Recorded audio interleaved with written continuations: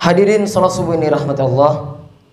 Di setiap Allah SWT menciptakan suatu makhluk, baik di dunia ataupun di seluruh alam semesta ini, mesti Allah SWT mempunyai maksud yang sangat besar pada penciptaan makhluk tersebut.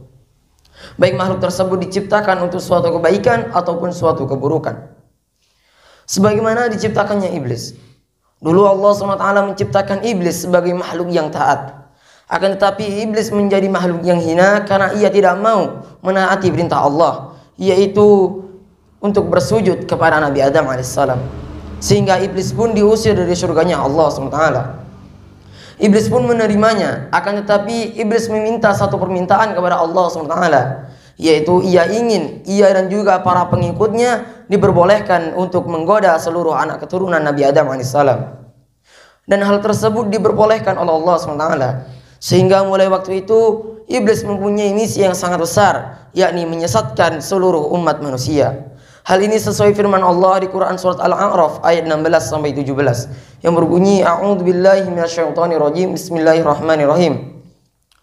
Qala fabima aghwaytani la'aq'udanna lahum siratakal mustaqim.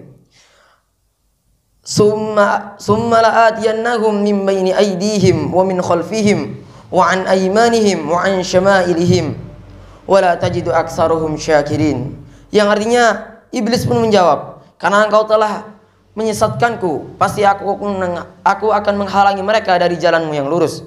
Kemudian aku akan menghadang mereka dari arah depan, belakang, dan kanan dan juga kiri mereka, dan engkau tidak akan mendapati mereka, kebanyakan mereka bersyukur kepadamu. Hadirin salat subuh ini rahmati Allah. Dari ayat tersebut sudahlah sangat jelas bahwasannya iblis mempunyai tekad yang sangat besar, yakni menjerumuskan seluruh anak keturunan Nabi Adam alaihissalam. Ia ingin seluruh umat manusia ingkar kepada Allah SWT, sehingga ia selalu berusaha untuk menggoda manusia dengan berbagai macam cara. Dan di ayat tersebut juga dijelaskan bagaimana strategi syaitan dalam hal menyesatkan manusia, yakni dengan 4 cara, yaitu dengan menggoda dari arah depan, belakang, kanan, dan kiri juga. Hadirin salat subuh ini rahmati Allah. Strategi syaitan yang pertama dalam hal menyesatkan manusia ialah menggoda dari sebelah depan, yaitu dengan menumbuhkan rasa keraguan terhadap kehidupan akhirat, sehingga manusia tidak bisa mempersiapkan dirinya untuk menghadapi kehidupan akhirat, karena ia lupa untuk menambah amalnya sebagai bekal di kehidupan akhirat. Inilah strategi syaitan yang pertama dalam hal menyesatkan manusia, yakni menanamkan rasa keraguan terhadap kehidupan akhirat. Hadirin salat subuh ini rahmati Allah.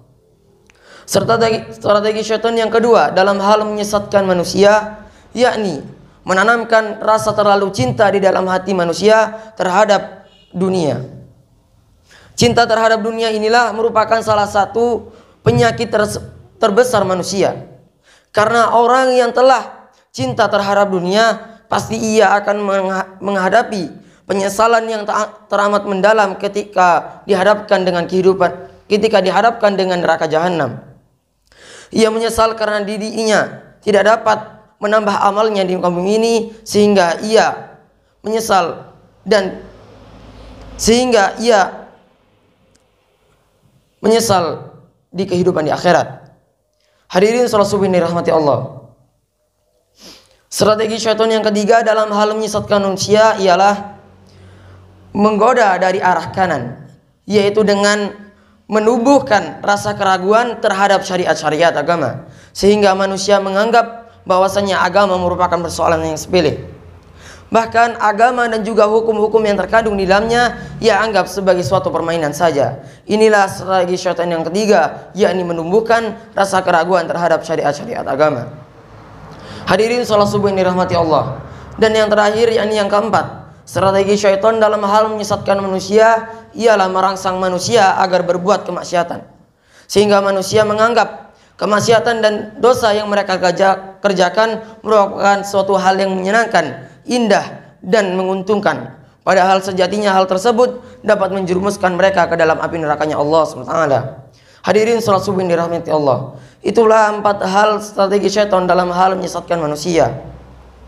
Maka bagaimana diri kita sebagai seorang muslim, kita senantiasa memohon perlindungan kepada Allah dari godaan-godaan syaitan yang terkutuk, agar kita selalu berada di jalannya Allah yang lurus, dan kita dapat kembali ke kampung halaman kita yang sebenarnya bersama orang-orang yang taat kepada Allah, bersama nabi-nabinya Allah SWT, terutama nabi kita Nabi Muhammad SAW, kelak di surganya Allah SWT. Amin amin ya rabbal alamin.